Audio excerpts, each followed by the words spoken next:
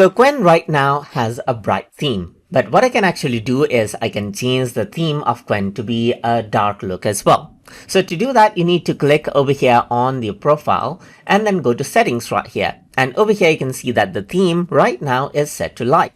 But what you can do is you can set it to dark as well, and then this is what you have. You get a dark view now, as you can see, where the texts are bright and the background and everything, the graphics are dark right here.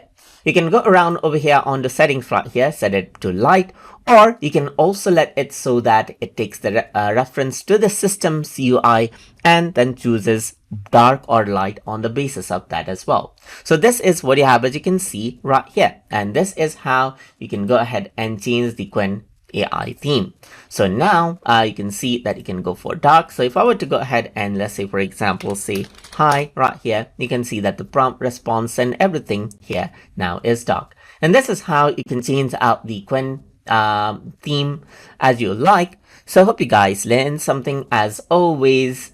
And as always, please like, comment, share, and subscribe.